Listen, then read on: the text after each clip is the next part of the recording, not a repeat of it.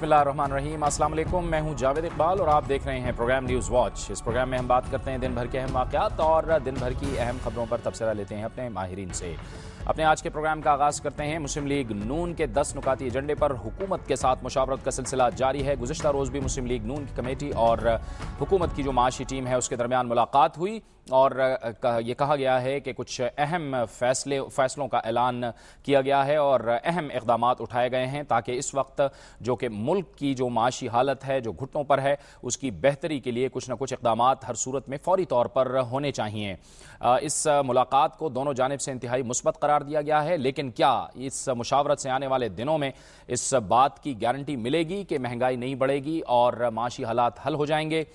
इस पर तो हम बात करेंगे, लेकिन इससे पहले जो गुज़िश्ता रोज़ मुलाकात हुई उस हवाले से ज़मीर हैदर ने एक रिपोर्ट तैयार की है। ये आपको ये रिपोर्ट दिखाते हैं। मुस्लिम लीग नवाज के 10 नुकाती एजेंडे पर PMLN और हुकूमती कमेटी की दूसरी मुलाकात हुई। वजीर खजाना डॉक्टर हफीज शेख का कहना था कि दोनों कमेटियों की मुलाकात में बेहतर पेशरफ्त हुई है। जो चीज़ें पिछले बार तय की गई थी उसको आज आगे बढ़ाया गया। काफ़ी चीज़ें आज डिस्कस हुई, कुछ फैसले भी हुए।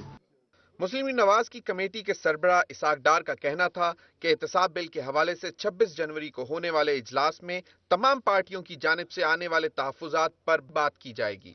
वफाकी और सूबाई हुकूमतों के अखराजात में 30% कमी और वफाकी वज़रा की तादाद में कमी के हवाले से भी मजीद बातचीत 26 जनवरी को की जाएगी। ये तमाम चीज़ों के ऊपर आज दोबारा हमने एक कॉन्क्रीट तरीके के साथ मूव फॉरवर्ड किया है और उम्मीद है कि इंशाल्लाह 26 तारीख को आपको मजीद खुशखबरियां देंगे। हुकूमत का मौक़िफ़ है कि जो भी मईशत को मुश्किलात दरपेश हैं उनके हल के लिए तमाम ज़रूरी इक़दामात किए जाएंगे और तमाम मसाइल को मिलजुल कर हल करेंगे। इजलास में इफ़रात ज़र पर काबू पाने के लिए नया निज़ाम वज़ा किया जाने पर इत्तफ़ाक़ किया गया।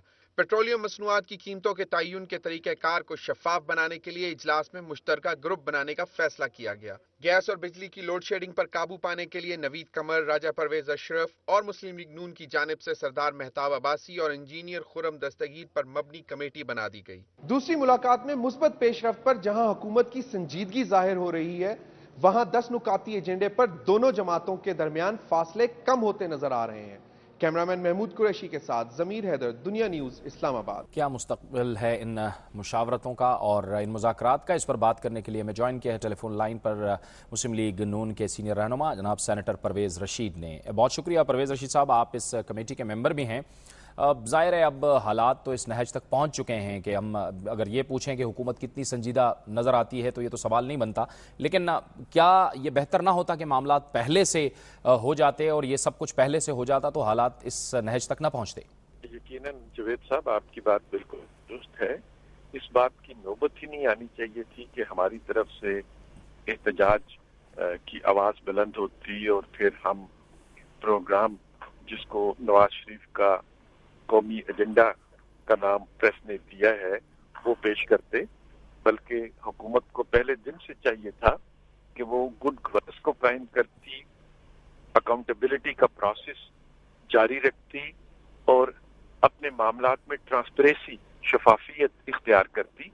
तो आज जिस दलदल में हम घिरे हुए हैं इसमें ना गिरते और मुल्क अपनी मामूल की जिंदगी जो है वो गुजार रहा होता।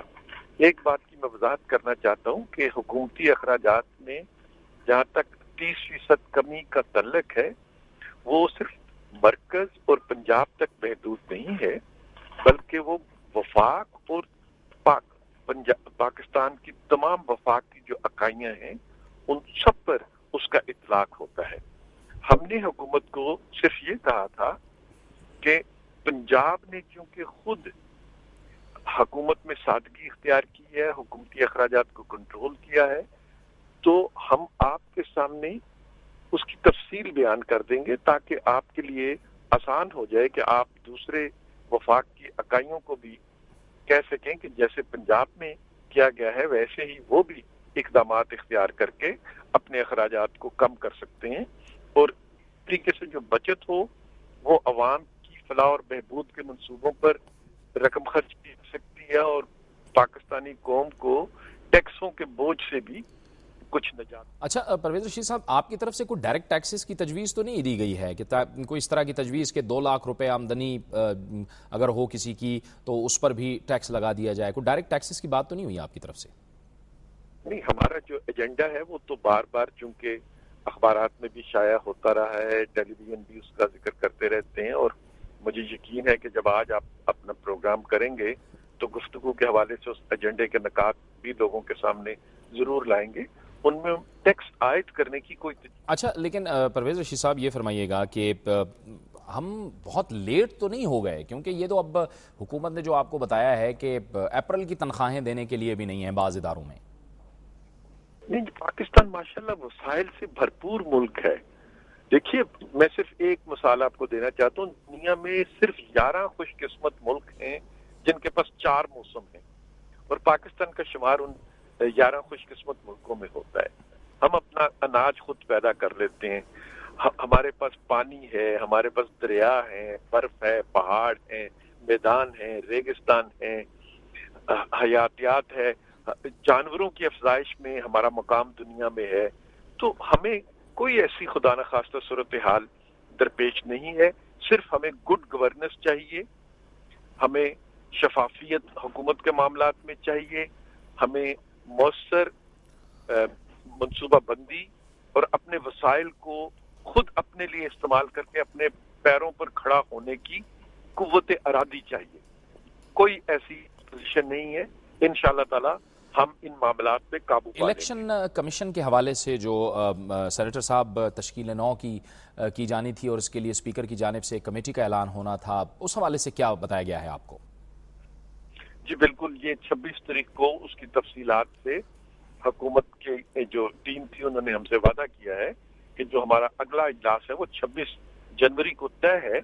26 जनवरी को हमें उसकी पूरी तफसीलात। अच्छा परवेज रशीद साहब, आपने भी ज़ाहिर 10 नुकात दिए, मुस्लिम लीग काफ की तरफ से 5 नुकात दिए गए, जिसमें चौधरी शुजात हुसैन साहब कहते हैं कि बाहर से मुल्की दौलत और कारोबार वापस लाया जाए। तो अगर वो ऐसा करते हैं तो क्या मियां नवाज शरीफ साहब भी ऐसा करने को तैयार हैं? जवेद साहब, ये बड़ी ज्यादती की बात है जब नवाज शरीफ साहब पर इस तरह का कोई इल्जाम लगा दिया जाता है या शहबाज शरीफ साहब पर इस तरह का कोई इल्जाम लगा दिया जाता है, और हम बारहा इस बात की तरदीद कर चुके हुए हैं। जब हम ये कहते हैं तो हर वो लूटी हुई दौलत जो खा पाकिस्तान में है, खा पाकिस्तान से बाहर है, जो हुकूमत पाकिस्तान से लूटी गई है, उसको जरूर वापस मिलना चाहिए, हर शक्ल में मिलना चाहिए। और हम अल्हम्दुलिल्लाह हम में से किसी का तल्लक इस किस्म की किसी दौलत से नहीं है। ये सिर्फ सियासी मुखालफिन का प्रोपेगेंडा है। परवेज साहब, ऐसा लग रहा है कि हम सियासी या इंतजामी या माशी इमरजेंसी की जानिब बढ़ रहे हैं, लेकिन अवाम के मसाइल तो वहीं के वहीं पे हैं। ये 10 नकाती एजेंडा जो है, इनमें से हर नुक्ता जो है उसमें से किसी का तल्लक ना नवाज शरीफ से है, ना शहबाज शरीफ से है, ना परवेज रशीद से है, ना मुस्लिम लीग से है। हमने वजारतें नहीं मांगी, हमने इक़्तिदार में हिस्सा नहीं मांगा, हमने अवाम के मसाइल ही को इन नकात में पेश किया है। ये हमारे जाती जमाती मसाइल नहीं, कौमी मसाइल हैं, इसीलिए इसे कौमी एजेंडे का नाम दिया गया है। इन नकात पर अमल करने से पाकिस्तान के अवाम तरक्की के रास्ते पर गामजन। बहुत बहुत शुक्रिया, बहुत बहुत शुक्रिया जनाब सेनेटर परवेज रशीद हमसे गुफ्तगू कर रहे थे। वक्त हुआ चाहता है एक ब्रेक का, और ब्रेक के बाद हमारे इस प्रोग्राम का सिलसिला जारी रहेगा।